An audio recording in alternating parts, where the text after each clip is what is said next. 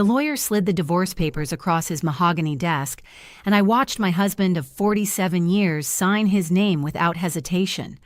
Robert didn't even look at me. His hand was steady, confident, like he'd been practicing this moment in his mind for months. Maybe he had been.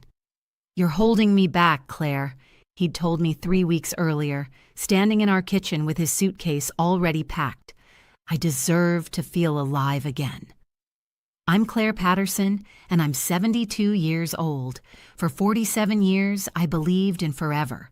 I raised 3 children, supported my husband through 2 failed businesses and a bankruptcy, and turned our house into a home that friends called a sanctuary. And on a Tuesday morning in April, he walked out to move in with Amber, a 39-year-old yoga instructor he'd met at the community center. Before I tell you what happened next, I want to know, where are you watching this from? Drop your city and state in the comments. I've learned that women like us, we're everywhere, and our stories matter more than anyone wants to admit. Robert and I met in 1976 at a county fair in Vermont. I was 25, teaching elementary school, and he was 28, working construction with dreams of starting his own company.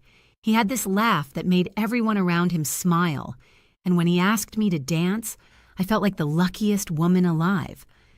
We married 6 months later in a small chapel with wildflowers and 20 guests. My mother pulled me aside before the ceremony and whispered, "Marriage is work, Claire. Some days you'll have to love him on purpose." I nodded, thinking I understood. I had no idea how prophetic those words would become. The first 20 years were good. We had Sarah in 1978, then the twins, Michael and Jennifer in 1982.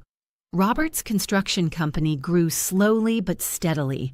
We bought a beautiful old Victorian house on the outskirts of Burlington that needed extensive work. Robert promised we'd renovate it together, make it our forever home. Life happened the way it does. The kids needed braces and college funds. Robert's company hit rough patches during the recession. His first business partner embezzled money, and we nearly lost everything in 2009. I went back to teaching full-time to keep us afloat. The house renovations got pushed back year after year. "We'll do it when things settle down," Robert would say, and I believed him. By the time we retired, me at 68, him at 70, our children had their own lives across the country. Sarah was a doctor in Seattle, Michael an engineer in Texas, Jennifer a lawyer in North Carolina. They visited for holidays, called on Sundays, but our daily life was just the 2 of us in that beautiful, crumbling Victorian. I suggested we finally tackle the renovations. Robert said he was too tired, that he'd spent his whole life working on other people's houses and couldn't face working on his own. So we lived with the outdated kitchen, the drafty windows, the bathroom that hadn't been updated since 1985. Then last year, Robert started going to the community center for fitness classes. He lost 20 pounds, bought new clothes, started using cologne again. I thought he was finally taking care of himself. I encouraged it. God, I was naive. The signs were there, bright as neon, but I explained them away like I'd been trained to do for nearly 5 decades. When Robert started coming home later from his classes, I told myself he'd made friends. When he password protected his phone for the first time in our marriage, I convinced myself he was protecting our banking information. When he stopped reaching for my hand during our evening walks, I blamed it on arthritis. Denial is a powerful drug, and I'd been taking it in heavy doses. The truth arrived on a cold March morning when our neighbor, Patricia, knocked on my door. She stood on the porch wringing her hands, clearly uncomfortable, and asked if we could talk inside. Over coffee at my kitchen table, she told me she'd seen Robert at a restaurant 2 towns over, holding hands with a much younger woman across an intimate corner table. "I'm so sorry, Claire," Patricia said, tears in her eyes. "I debated telling you, but if it were me, I'd want to know." I thanked her calmly, walked her to the door, and then stood in my hallway for 20 minutes trying to remember how to breathe. The woman I'd seen in the mirror that morning, silver hair, laugh lines, comfortable in her own skin, suddenly felt like a stranger. Who was I if not Robert's wife? I didn't confront him immediately. Instead, I did what any modern woman would do. I checked the cell phone bill online. There was one number he'd called or texted over 300 times in the past month. I reverse searched it. Amber Mitchell, age 39, yoga instructor and wellness coach, according to her extensive social media presence. Her photos showed a woman with long blonde hair, perfect teeth, and an array of impossible yoga poses on beaches and mountaintops. Her bio said she believed in living authentically and embracing transformation. I sat at my computer for hours scrolling through her life, comparing it to mine. She had inspirational quotes overlaid on sunset photos. I had recipes clipped from newspapers and family photos in actual albums. When Robert came home that evening, I was sitting in the living room with the lights off. "We need to talk," I said. I'll never forget the look on his face. Not guilt, not shame, but relief. He'd been waiting for this conversation, maybe even hoping for it. He sat down across from me and didn't even try to deny it. "Her name is Amber," he said, as if I'd asked. "I met her 4 months ago. Claire, I haven't felt this alive in decades." 47 years, I said quietly. "We've been married for 47 years, Robert." "Exactly." He leaned forward and I could see he genuinely believed what he was about to say. "Claire, we got married so young. We've spent our entire adult lives being parents, being responsible, being old. Amber makes me feel young again. She sees me as I really am, not as some retired old man waiting to die." "I'm 72 years old," I told him. "What do you think you are?" He flinched, and I saw the anger flash across his face. "That's exactly the problem," Robert said, standing up abruptly. "You've accepted being old. You've given up. Every conversation is about doctor's appointments and what the kids are doing and when we should replace the water heater. When did you stop wanting more from life?"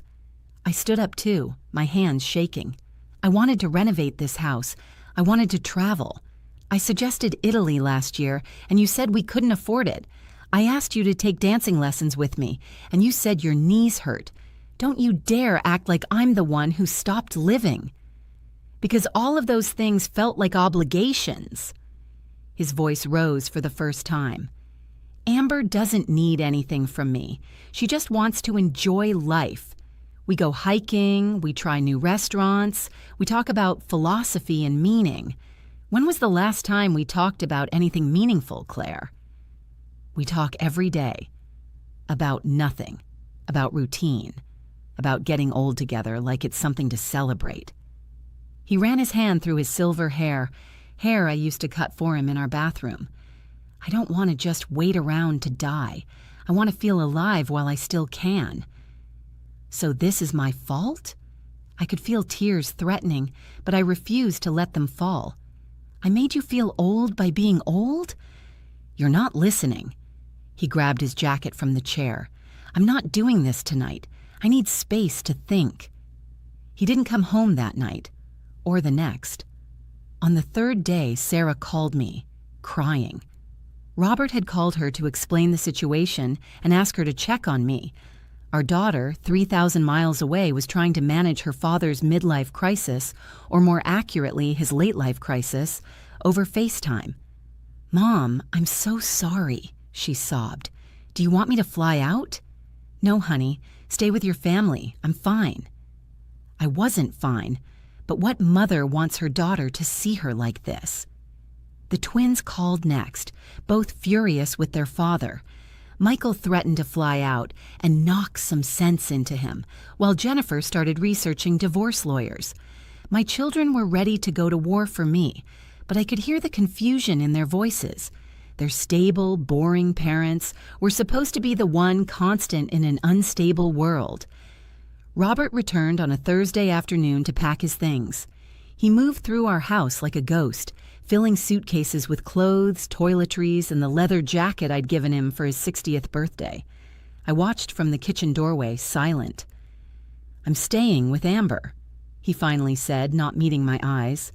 "Just temporarily until I figure things out." "Figure what out exactly?" "What I want, who I am without all these expectations weighing me down." He zipped up the last suitcase. "Claire, you've been an amazing wife and mother, but I need to know what it feels like to just be Robert again. Not someone's husband or someone's father, just me." "You're 72 years old," I repeated. "How long do you think Amber will want just Robert when reality sets in?" Robert's jaw tightened. "She's not like that.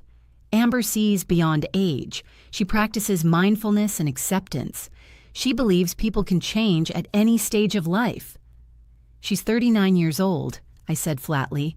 "She doesn't know what 72 means yet. Wait until you need help getting up from her floor after one of those yoga sessions. Wait until your medications start piling up on her bathroom counter. Wait until—" "Stop." He held up his hand. "This is exactly why I need to leave. You've already written the ending. You see me as old and declining and ready for the nursing home. Amber sees possibility. I see reality, Robert. I see 47 years of partnership that you're throwing away because some young woman makes you feel special." My voice cracked despite my best efforts. "I made you feel special once too, or did you forget?" For just a moment, something flickered in his eyes. Doubt, maybe, or regret. But then he picked up his suitcases and walked toward the door. "I'm sorry, Claire, I really am, but I can't stay in this life anymore. It's suffocating me." The door closed behind him and I stood in the sudden silence of our house. Not our house anymore. My house. The Victorian we'd bought with such hope and plans now felt enormous and empty, each room echoing with memories of a life I'd thought was solid. I didn't cry that first day. Instead, I walked through every room like I was seeing it for the first time. The living room where we'd taught our children to walk, the kitchen where I'd made thousands of meals, the bedroom where we'd shared 47 years of nights, the bathroom with the avocado green fixtures from 1985 that we'd never gotten around to replacing. That's when something unexpected happened. Standing in that outdated bathroom, I didn't see a monument to our failures. I saw potential. I saw what the house could be. The next morning, I called our daughter Jennifer, the lawyer. "I need you to recommend the best divorce attorney you know," I told her, "and I need someone who specializes in property division." "Mom, are you sure?" Jennifer's voice was careful. "Maybe Dad just needs time to—" "Your father made his choice. Now I'm making mine." I hired Marcus Chen, a divorce attorney with a reputation for protecting his clients' interests without mercy. During our first meeting in his downtown office, he reviewed our financial situation with his reading glasses perched on his nose. "You've been married 47 years, he said. "In Vermont, that means you're entitled to half of everything: his pension, his Social Security, the house, savings, all of it. But given that the house is your primary asset and he's chosen to leave, we can push for you to keep it entirely in exchange for a smaller share of his retirement accounts." "I want the house," I said immediately. Marcus nodded. "Then let's make that happen. Does he know what the house might be worth?" I shook my head. "We bought it for $75,000 in 1988. It needs so much work that I doubt he's thought about its value in years." Marcus smiled slightly. "Has anyone done a current appraisal?" "No. Why would we? It's falling apart." He leaned back in his chair, steepling his fingers. "Mrs. Patterson, Victorian homes in Vermont, particularly in established neighborhoods near Burlington, have become increasingly valuable. Even in disrepair, depending on the lot size and location, you might be sitting on something significant. Before we proceed with the divorce negotiations, I strongly suggest getting a professional appraisal." 3 days later, a real estate appraiser named Thomas walked through my house with a tablet and a measuring tape. He photographed every room, examined the foundation, and checked the original woodwork and architectural details that I'd stopped noticing decades ago. "Mrs. Patterson," he said as he finished his inspection, "do you realize what you have here? An outdated house that needs hundreds of thousands in repairs?" Thomas laughed. "You have a 200-square-foot Victorian in original condition on a half-acre lot in one of Vermont's most desirable areas. The bones are excellent. Original hardwood floors, 10-foot ceilings, those built-in bookcases and window seats. Yes, it needs updating, but that's cosmetic. The structure is sound. He sent his appraisal 3 days later.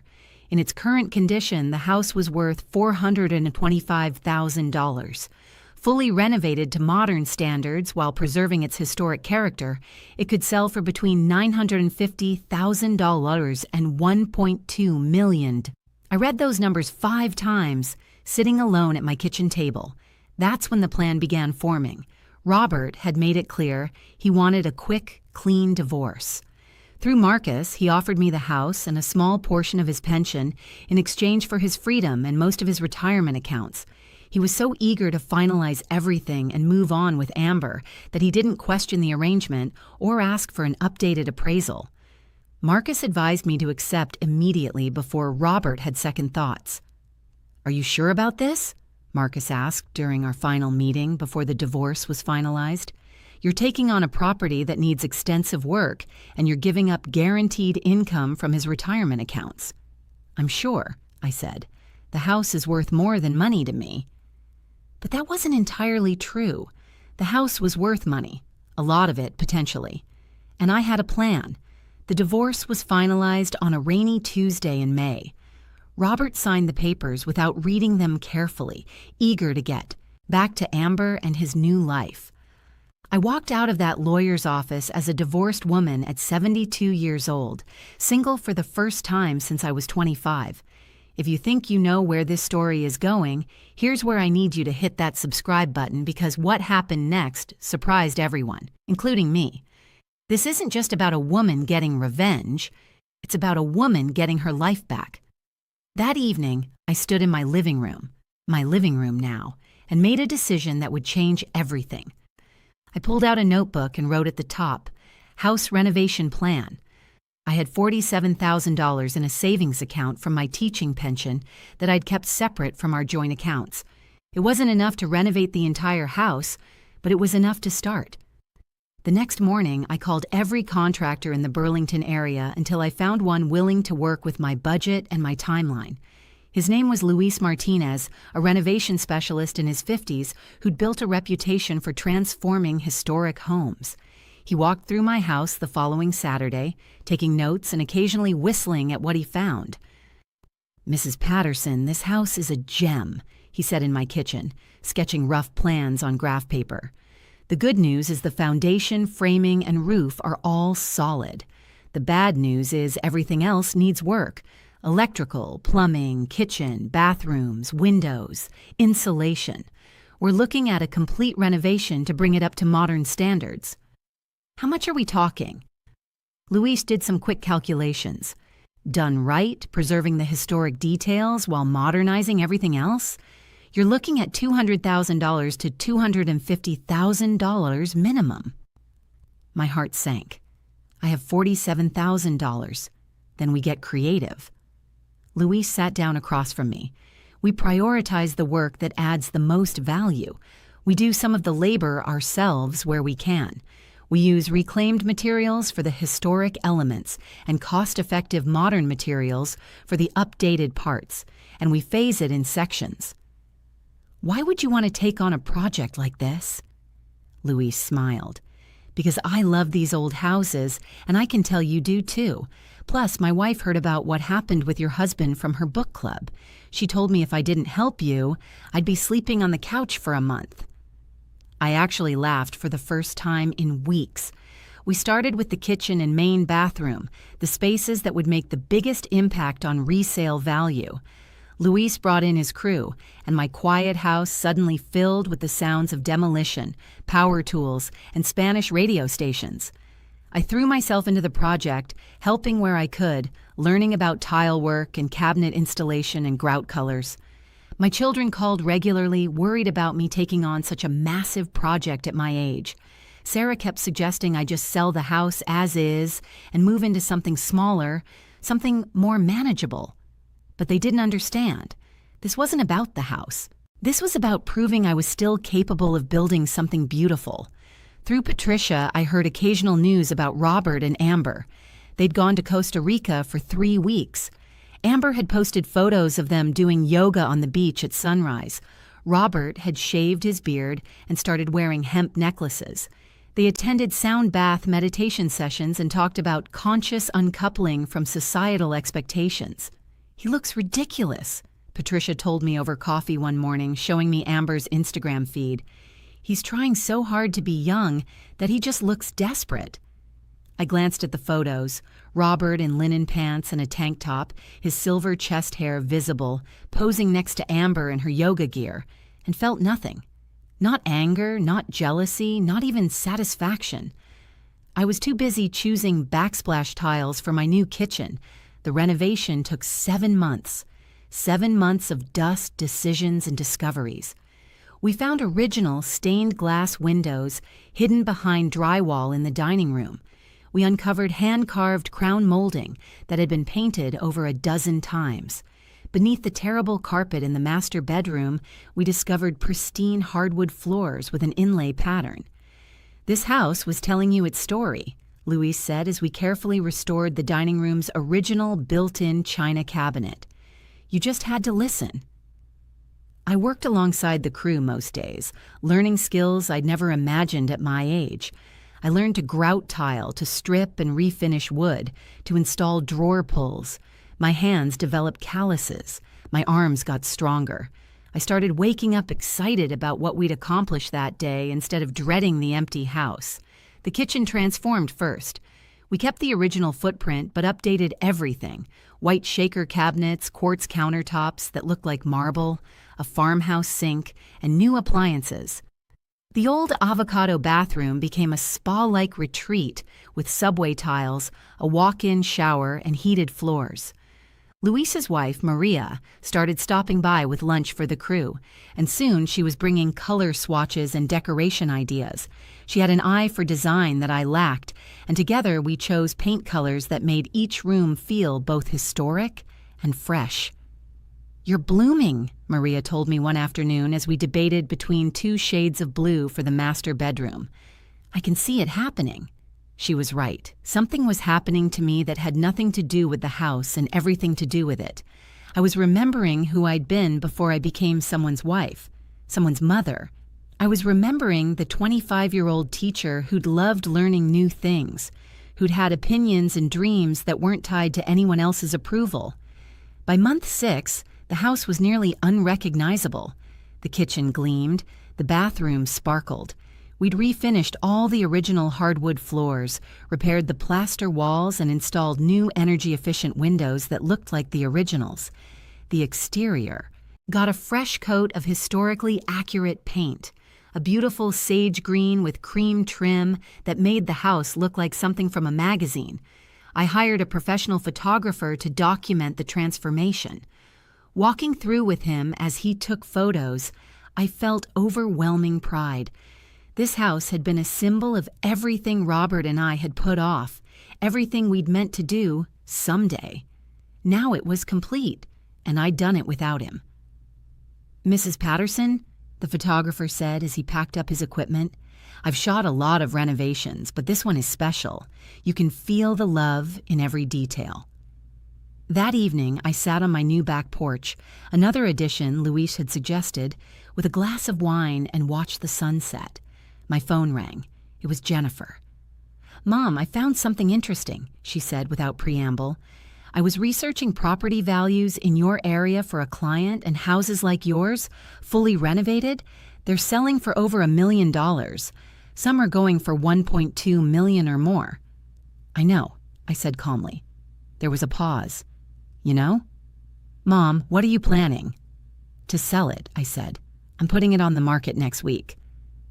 The real estate agent I hired was a sharp woman in her 40s named Rebecca, who specialized in high-end historic properties. She walked through my house with her assistant, taking notes and photographs, occasionally pausing to admire a detail. "Mrs. Patterson, this is extraordinary work," she said in the living room, running her hand along the restored crown molding. "The way you've preserved the historic character while modernizing everything. It's exactly what buyers are looking for right now. I have 3 clients who've been waiting for a property like this." "What do you think it will sell for?" Rebecca consulted her tablet, comparing recent sales in the area.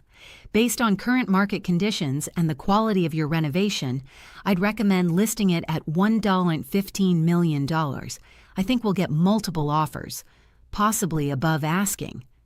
I'd paid $75,000 for this house 36 years ago. I'd invested $47,000 of my own money and 7 months of my life into its renovation, and now it was worth over $1 million.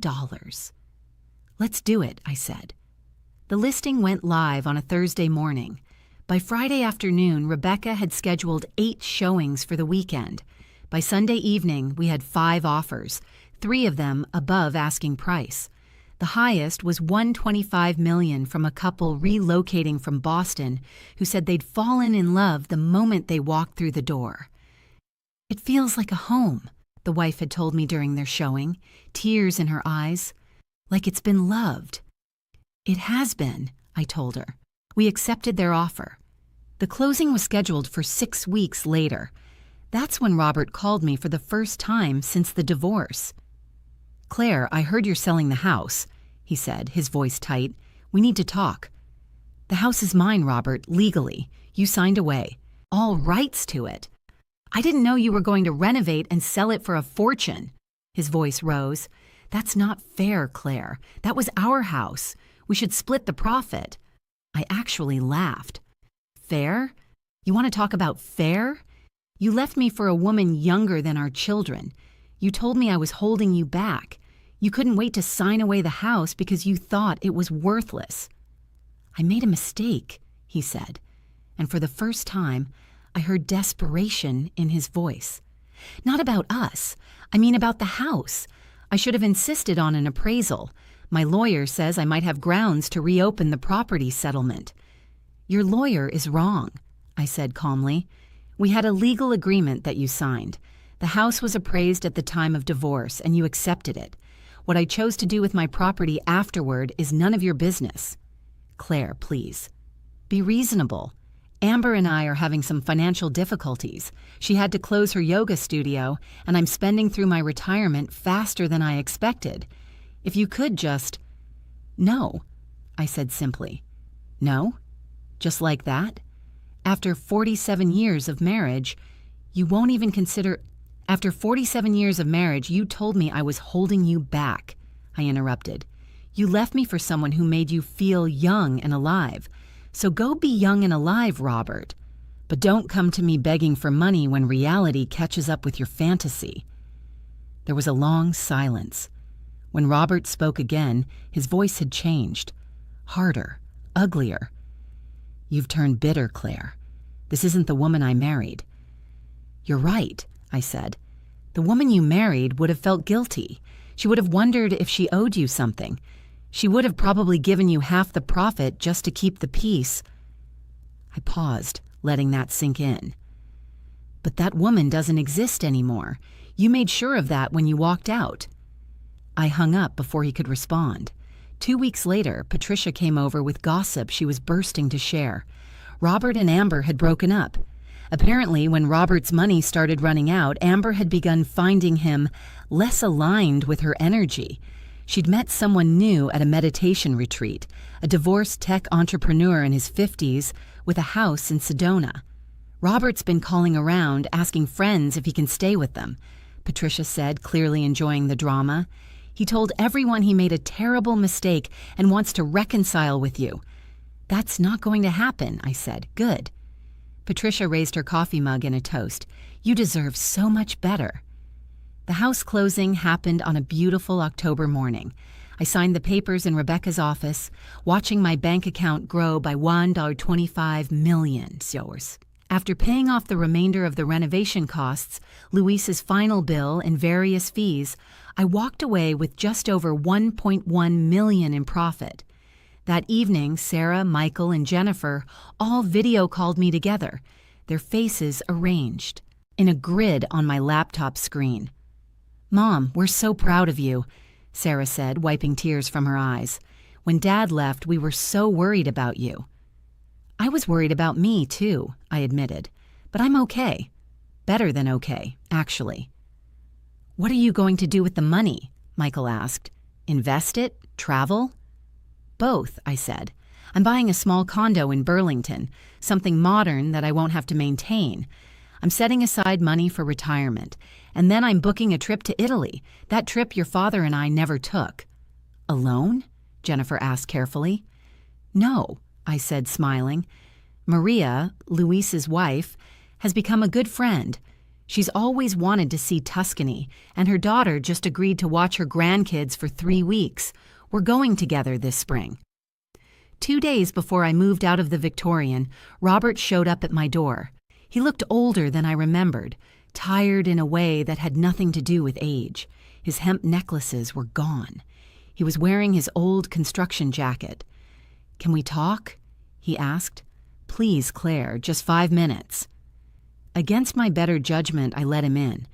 We sat in my empty living room on folding chairs, the only furniture left in the house. Sunlight streamed through the new windows, illuminating dust motes in the air. Robert looked around at the transformed space, and I watched the realization hit him, what this house had become, what he'd given up.